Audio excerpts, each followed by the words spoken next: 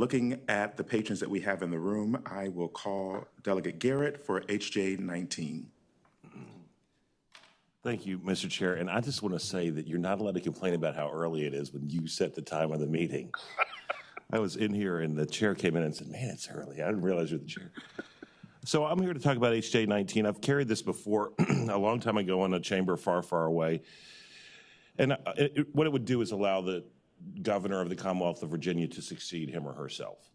Now, I want to start out really quickly by reading a list of states where there are no term limits on the governor at all. That is that the Governor Reed or Governor Glass could succeed herself again and again and again. So here we go. Connecticut, Idaho, Illinois, Iowa, Massachusetts, Minnesota, New York, New Hampshire, Texas, Utah, Vermont, Washington, Wisconsin. That's crazy.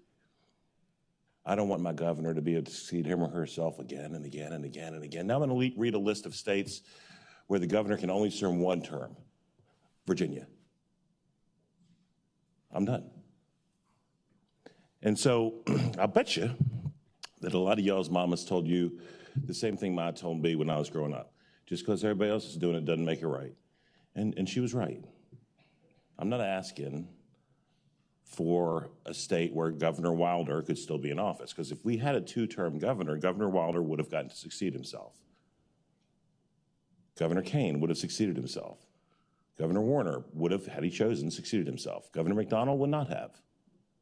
This would not apply, let me be clear, this would not apply to the current governor. It would apply to whoever was subsequent. But there are 37 states where the governor can succeed themselves. There are, hang on, if I get my math right, I believe 16, is my math all messed up? Or no, 12 where the governor can run infinitely, and there's Virginia. So I think what happens is we get an executive, whether Democrat or Republican, they come into office, they have bold ideas upon which they ran, upon which they were elected, that appeal to your constituents and my constituents. They won. And they're a lame duck the day they get here. Now, I get it. As a member of the legislative branch, I think, yeah, I'm going to be around long after this gal's gone or this guy's gone or whatever. It's not why we should do things. We should do things that are right for our constituents. If our constituents ask to be served by Doug Wilder or Mark Warner or Tim Kaine twice, that's not going to upset the balance of power in the Commonwealth. So I could keep waxing poetic on this bill. I just think that this should transcend partisanship, that this is a common sense idea. I think if you put it to a referendum of the voters of Virginia, which we would do as it's a constitutional amendment, that they'd support it. And I think it's time that we look at what the other folks are doing and not go overboard with limitless succession of oneself, but at least allow the voters to have the opportunity to have a chief executive for 2 terms, if they so choose. Ladies and gentlemen of the committee, that's all I got. I would certainly yield any questions. Thank you. Any questions from the committee? I see that we have the delegate from Norfolk, Delegate Anthony. Thank you, Mr. Chair. I move to lay this on the table. Before we move to lay it on the table, are there anyone in the audience who has standing in support of the bill? I do think we have some online. Let me see. Mr. Zimmerman.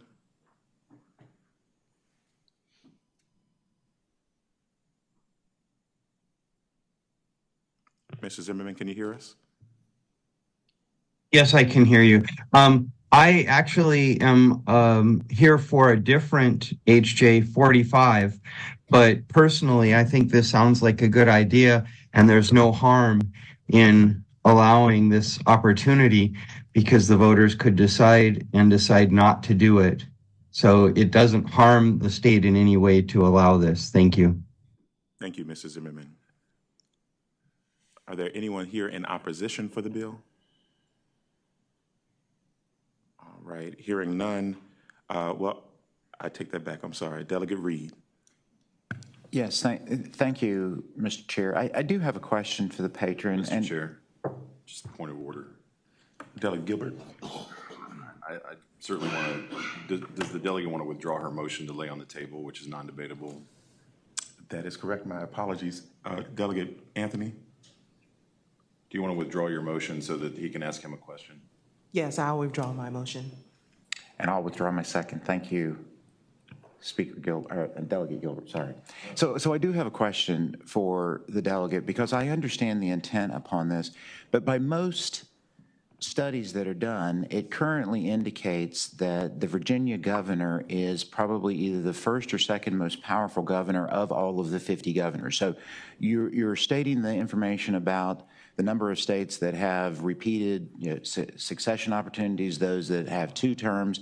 But one of the things that I think that you missed is the fact that by most calculations, our governor is the most powerful governor in the United States.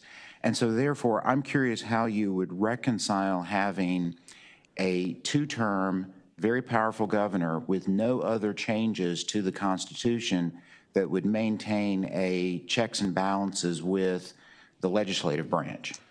Mr. Chair, I would ask the delegate to cite one study that says that the Virginia governor is the most powerful governor in the United States. Just one. None? You don't have any? Okay. Well, I'll be in the room, in the chamber with you later. I'd like to see one study that says that. They do exist, and I will share them with you. Okay. Any other further questions? The committee operates on motion. I move to lay it on the table. Second. It's been properly seconded and moved to lay the bill on the table. All those in favor?